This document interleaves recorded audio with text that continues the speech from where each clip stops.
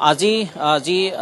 পুৱাৰ পৰাই যি আসলতে অনুৰাগীৰ ভিৰ আছিল আৰু এতিয়া সেই অনুৰাগীৰ সংখ্যা বৃদ্ধি পোৱা পৰিলক্ষিত হৈছে জুবিন ক্ষেত্ৰত আৰু এয়াই কোনো গুণে কম নহয় প্ৰতিদিনে এনেধৰণে বৃদ্ধি পাই আহিছে যে অনুৰাগীৰ সংখ্যা মই সেই সামগ্ৰিক পৰিৱেশ দেখুৱাবৰ কাৰণে অনুৰোধ কৰিছোঁ মোৰ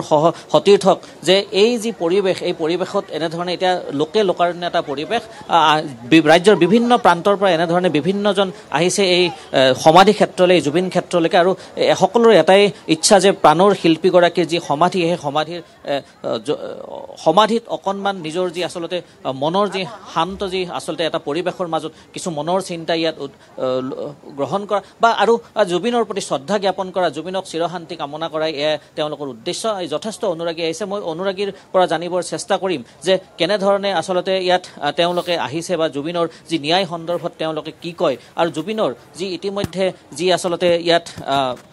প্ৰাণৰ শিল্পীগৰাকীক স্মৰণ কৰি তেওঁলোকে যি ধৰণে ইয়াত ভিৰ কৰিছে লোকাৰণ্য এটা পৰিৱেশৰ সৃষ্টি কৰিছে গতিকে এই সমগ্ৰ কথা জানিবৰ চেষ্টা কৰিম অনুৰাগী আছে যথেষ্টখিনি অনুৰাগী মই বাৰে বাৰে কৈছোঁ পূৰ্বৰ তুলনাত সেই অনুৰাগীৰ সংখ্যা বৃদ্ধি পাইছে এজন অনুৰাগী আছে মই তেওঁৰ পৰা কিছু কথা জানিবৰ চেষ্টা কৰিম ক'ৰ পৰা আহিছে আপুনি মই তিনিচুকীয়াৰ পৰা আহিছোঁ কি ক'ব আজি জুবিন ক্ষেত্ৰত উপস্থিত হ'ল এটা লোকাৰণ্য পৰিৱেশ এটা সমাধি গৈ মন্দিৰ সদৃশ পৰিৱেশ হৈছে কি ক'ব জুবিন গাৰ্গ ডাঙৰীয়াৰ অসমীয়া জাতিটোৰ প্ৰতি অসমখনৰ প্ৰতি মানুহৰ প্ৰতি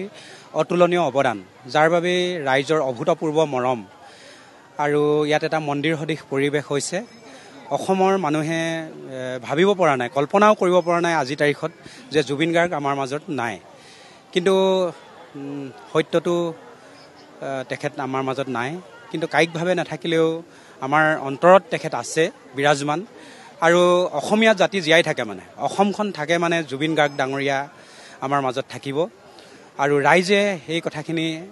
ইয়াত আহি প্ৰমাণ কৰি দিছে কেৱল আজি অসমতে বুলিয়ে নহয় সমগ্ৰ বিশ্বতেই অসমৰ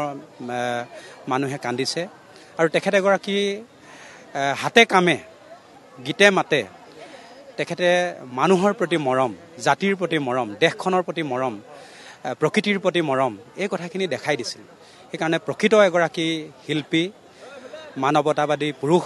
তেখেত যুগে যুগে অমৰ হৈ থাকিব আৰু আমাৰ মাজত সদায় যুগমীয়া হৈ থাকিব তেখেত বহুজনে তেখেতক ইষ্ট দেৱতা বুলিও কিন্তু উচ্চাৰণ কৰিছে যে তেখেতৰ যে আছে সমাধি মন্দিৰ সদৃশ পৰিৱেশ আৰু তেওঁক ভগৱানৰ সদৃশ পূজা অৰ্চনা কৰিছে এই ক্ষেত্ৰত কি ক'ব মানুহে তেখেতৰ বিদেহী আত্মাৰ চিৰশান্তিও কামনা কৰিছে আৰু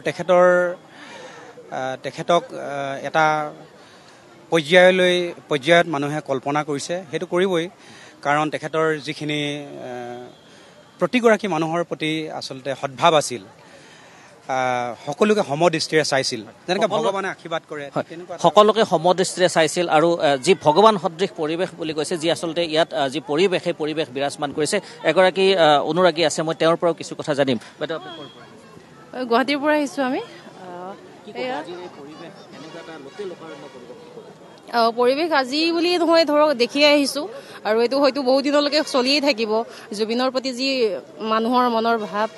এই ওলাই আহিছে যে স্বতঃস্ফূৰ্তভাৱে তাতে প্ৰকাশ পাইছে আৰু বাকী আৰু কি ক'ম সকলোৱে গম পাইছে হয় এয়াই সেই অনুৰাগীৰ ভাষ্য যে জুবিনৰ প্ৰতি ওলাই আহিছে প্ৰাণৰ শিল্পীগৰাকীক ভাল পোৱাৰ এয়াই আচলতে প্ৰমাণ তাতকৈ ডাঙৰ প্ৰমাণ আৰু একো নালাগে যথেষ্টখিনি লোক আহি ইয়াত ভিৰ কৰিছেহি সন্ধিয়াৰ ভাগলৈকে এই ভিৰৰ সংখ্যা বৃদ্ধি পোৱা পৰিলক্ষিত হৈছে পুৱাৰে পৰা আচলতে ইয়াত যিসমূহ লোকাৰণ্য পৰিৱেশ আছিল এতিয়া কিন্তু